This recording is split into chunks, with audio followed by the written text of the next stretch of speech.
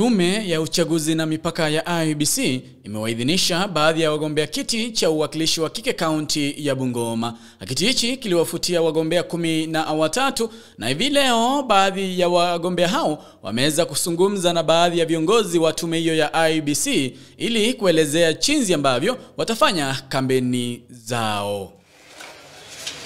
Unfortunately, I have not been able to be cleared because I did not carry the original copy of my letter of resignation from University of Eldoret as a member of the University Council. Nia yangu sio tu kufika kwa ile afisi ya Women Rep.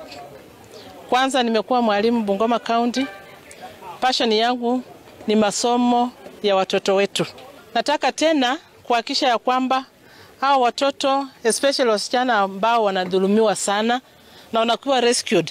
Hiyo rescue center ambayo haijakuwa, nataka niifufue so that it becomes operational, ifanye kazi bila ilistahili ifanye. Vijana wetu kama mimi mama, nitahakikisha kila mtoto, kila kijana awe wa aina gani, kwa sababu kila mtoto, kijana, msichana anazaliwa na mama, watalindwa vyema kama mimi mama yao ya county. Nataka kuhakikisha watu wa Bungoma County ya kwamba lazima tutashikana mikono tulete maendeleo katika county yetu hii. Nitahakikisha ya kwamba youth wako na talents.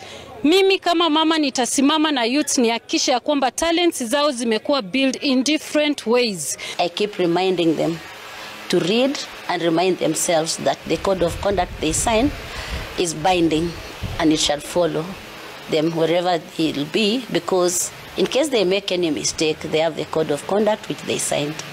So I told them to actually campaign peacefully, and hopefully once we finish candidate registration, we'll have a campaign schedule harmonization on 8th with all the candidates so that they will not be able to clash.